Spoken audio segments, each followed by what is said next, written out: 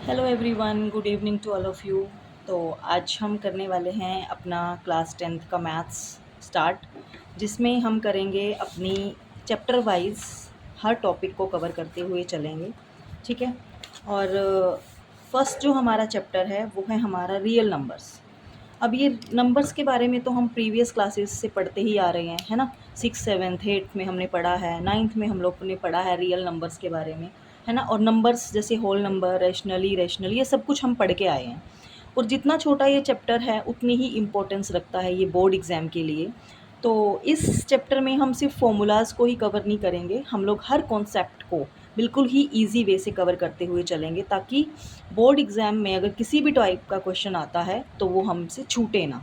ठीक है। तो विदाउट वेस्टिंग मच टाइम हम स्टार्ट करते हैं अपना फर्स्ट चैप्टर, जो है रियल नंबर्स।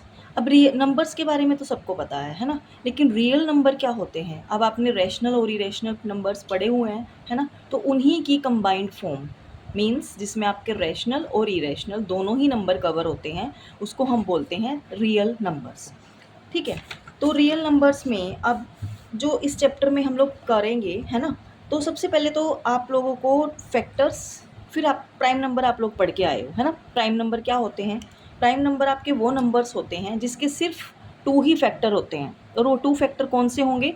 या तो वो नंबर खुद, या फिर दूसरा नंबर जो आएगा वो आएगा आपका 1। ठीक है। तो थोड़ा सा मैं आपको दिखा देती हूँ, ये देखिए। प्राइम नंबर्स क्या होते हैं आपके? प्राइम नंबर्स वो नंबर होते हैं जिसके हैव ओनली टू फैक्टर्स, जिसके सिर्फ टू ही फैक्टर होंगे, या तो वो नंबर खुद या फिर 1 ओनली। ठीक है। जैसे मान लो मैं 2 नंबर आपको दूँ, मैंने आपको 2 नंबर दे दिए, मान लो मैंने बोला आपको एक 13 है एंड नेक्स्ट वन इज़ 5, या फिर आप 13 को लो। ठीक है। अब 13 के आप कितने फैक्टर कर सकते हो? मीन्स 13 किस किस की टेबल पे जाता है? तो 13 1 की टेबल पे जाएगा, 13 की टेबल पे जाएगा, कि किसी और की टेबल पे जाता है? नहीं। तो इसका मतलब क्या हुआ? 13 के सिर्फ 2 फैक्टर बने, या तो वो नंबर खुद या फिर 1। तो 13 कैसा हुआ आपका? Prime number.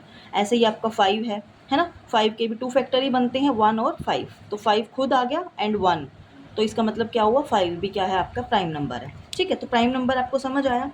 प्राइम के साथ साथ मैं आपको एक कंपोजिट नंबर का भी कॉन्सेप्ट क्लियर कर देती हूँ। कंपोजिट में क्या आते हैं? कंपोजिट में आपके वो नंबर आते हैं जिसके टू फैक्टर्स नहीं, मोर देन टू फैक्टर्स होते हैं। मोर देन टू फैक्टर मतलब वो नंबर खुद भी होगा, 1 भी होगा, और अनदर फैक्टर भी होंगे। जैसे मान लो मैंने लिखा यहाँ पे 18, है ना। अब 18 के देखो आप, 18 किस किस की टेबल पे जाएगा? 1 की जाएगा, 18 की जाएगा, 2 पे जाएगा, 3 पे जाएगा, 6 पे जाएगा एंड 9 पे जाएगा, है ना। तो मतलब क्या हुआ? उस नंबर और 1 के अलावा उसके कितने सारे फैक्टर्स आ गए, तो ये कैसा हुआ? आपका कंपोजिट नंबर हुआ। ठीक है। फिर आती है आपकी, अगर हम क्वेश्चंस की तरफ बढ़ें तो देखो इसमें क्या लिखा हुआ है फर्स्ट क्वेश्चन में, express each number as a product of its prime factor. अब फैक्टर हमें पता है ना, कि हमें क्या करना है? इसके फैक्टर्स निकालने हैं। प्राइम फैक्टर्स होने चाहिए, बट वो प्राइम मतलब आपको वो वाले फैक्टर्स निकालने हैं जो सिर्फ अपनी टेबल पे जाएंगे, या फिर उसका अनदर जो फैक्टर आएगा वो क्या आएगा? आपका 1 आएगा। तो चलिए फर्स्ट क्वेश्चन में से मैं आपको एक पार्ट करके दिखाती हूँ। ठीक है। बाकी जो पार्ट है आप खुद से ट्राई करेंगे। तो चलिए, अब इसमें लिखा हुआ है प्राइम फैक्टर करने हैं किसके? 140 के। तो चलिए करते हैं 140 के। अब आपको फैक्टर्स पता है कैसे करते हैं हम लोग, है ना। 2 पे 2 के, अच्छा ये बताइए क्या 2 प्राइम नंबर है? Yes, 2 is a prime number. कैसे? क्योंकि 2 के सिर्फ 2 ही फैक्टर बनते हैं, 1 एंड 2। तो चलिए किस पे जाएगा? 70, अनदर 2, 35, 5, 7, 7, 1। ठीक है। अब देख लेते हैं कि जो ये वाले नंबर्स हमारे आते हैं, ये हमारे क्या होते हैं? फैक्टर्स होते हैं। तो क्या फैक्टर्स आए इसके? 2 इंटू 2 इंटू 5 इंटू 7। अब चेक करना है कि जो हमारे फैक्टर्स आए हैं क्या वो प्राइम है? 2 is prime, 2 is prime, 5 is also prime and 7 is also prime number. तो हमने क्या किया? 140 को क्या किया? फैक्टराइज किया in the form of prime numbers. ठीक है। तो फर्स्ट जो क्वेश्चन है वो इस टाइप का है, वो सारे क्वेश्चंस ही आप ऐसे सॉल्व करोगे। ठीक है। मतलब उसमें जो फैक्टर्स आप निकालोगे वो सारे क्या होंगे? आपके प्राइम फैक्टर होंगे। सेकंड पे चलते हैं। अच्छा, अब आपको पता है एलसीएम क्या होता है? आपको पता है एचसीएफ क्या होता है? एलसीएम मतलब आपका least common multiple, and HCF is your highest common factor. अब इन दोनों में क्या डिफरेंस है देखिए। मान लो आपने यहाँ पे 240 के फैक्टर किए थे, है ना। यहाँ साइड में ही मान लो मैं 18 के कर देती हूँ। ठीक है, 2 पे जाएगा 19, सॉरी 9, 3 पे गया 3 एंड 1। ठीक है, तो इसके क्या फैक्टर आए आपके 2 इंटू 3 इंटू 3। जब भी आप एलसीएम और एचसीएफ निकालोगे वो सिंगल नंबर का निकाल ही नहीं सकते हो आप। क्या इसका एलसीएम निकाल सकते हो आप? नहीं। तो एलसीएम हमेशा मोर देन 2 नंबर्स का ही निकाल सकते हैं। ठीक है, अब ये आपके फैक्टर्स थे 140 के, और ये आपके जो फैक्टर्स हैं वो किसके हैं? आपके फैक्टर्स 18 के। अब आपने 18 का और 140 का क्या निकालना है? एलसीएम निकालेंगे सबसे पहले तो। अब एलसीएम में क्या होता है आपका? Least common multiple. सबसे पहले तो मल्टीपल, उसमें से भी कॉमन, एंड देन आपका लीस्ट, मतलब जो सबसे कम कॉमन आता है। तो देखिए अब इसका एक पेयर बन गया आपका, है ना। इसमें से आपने सिर्फ एक ही लेना है नंबर। आगे किसी का पेयर बन रहा है? इसमें से नहीं बन रहा, तो बाकी जो भी बच गया वो सारा आपने एज इट इज़ लिख देना है। 2 इंटू, एक 2 ये बचा आपका, ऊपर 5, ऊपर 7, नीचे 3 इंटू 3। ठीक है, अभी सबको अगर आप मल्टीप्लाई करेंगे तो आपका जो निकल के आएगा वो आपका क्या निकलेगा? यहाँ से एलसीएम। मतलब हर वो कॉमन मल्टीपल आपने लेना है जो लीस्ट है। लीस्ट है मतलब कम बार आएगा। ठीक है, अब आती है बारी एचसीएफ की। अगर इसी का मैं एचसीएफ निकालूँ तो एचसीएफ का मतलब क्या होता है? फैक्टर होगा कॉमन, ये फैक्टर्स है सारे। दूसरी बात क्या है? कॉमन। अब इनमें से क्या देखना है? कॉमन। और तीसरी चीज़ क्या चेक करनी है? Higher common factor. देख लेते हैं कौन सी चीज़ है जो हाइयर, मतलब सबसे ज़्यादा बार कॉमन है। 2 इसमें कितनी बार है? सिर्फ 2 ही कॉमन है ना, और तो कुछ कॉमन नहीं है। तो एचसीएफ में सिर्फ जो चीज़ कॉमन है सिर्फ वही लेनी है। तो इसका एचसीएफ कितना आ गया आपके पास? एचसीएफ आ गया हमारा इसका ओनली 2। तो क्लियर हुआ एचसीएफ और एलसीएम का कॉन्सेप्ट। तो चलिए अब आगे क्वेश्चन करते हैं। अब इसमें आपने एक चीज़ और ध्यान रखनी है, एक रिजल्ट है। ठीक है, मोस्ट इंपॉर्टेंट, मैं इसको मार्क करूँगी रिजल्ट को। क्यों मैं इसको मोस्ट इंपॉर्टेंट बोल रही हूँ? क्योंकि डायरेक्ट आपके पास क्वेश्चंस ऐसे नहीं आएगा कि डायरेक्ट आप इसके प्राइम फैक्टराइजेशन करो, नहीं। आपको स्टेटमेंट की फॉर्म में दिया होता है। और स्टेटमेंट क्या होती है? अब आपने दो नंबर का 140 का और 18 का क्या निकाला आपने? एलसीएम भी निकाला आपने, और क्या निकाला आपने? एचसीएफ भी निकाला, है ना। तो इन्हीं से, अब ये इसको मान लो फर्स्ट टर्म है ये, और ये कौन सी है आपकी? सेकेंड टर्म है। अब इनसे ही, इन चार जो टर्म मैंने लिखी है, इनसे ही आपका एक रिजल्ट बनता है। और वो रिजल्ट क्या है आपका? एचसीएफ इंटू एलसीएम आपका होता है first term into second term. Very very very important. LCM और एचसीएफ को निकाल के जब आप मल्टीप्लाई करोगे, ठीक है, और फर्स्ट और सेकेंड टर्म को डायरेक्ट मल्टीप्लाई करोगे, तो दोनों रिजल्ट आपके क्या आएंगे? बिल्कुल इक्वल आएंगे। करके देख लेते हैं, है ना। हमने सोल्व किया ही है।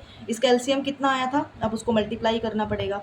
और एचसीएफ इसका कितना आया था आपके पास? एचसीएफ आया था इसका 2, है ना। और एलसीएम कितना आया था इसका? मल्टीप्लाई करके देख लेते हैं।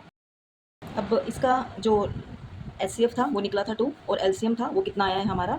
वो आया है हमारा 1260। ठीक है, 1260। बस वैल्यूज पुट करके हमने देखना ही तो है कि क्या ये रिजल्ट वेरीफाई होता है। तो एचसीएफ था आपका 2, एलसीएम था आपका 1260। फर्स्ट टर्म है आपकी 140 एंड सेकंड टर्म है आपकी 18। ठीक है, तो इसको इससे मल्टीप्लाई करके देखो आप कितना आएगा? 2520।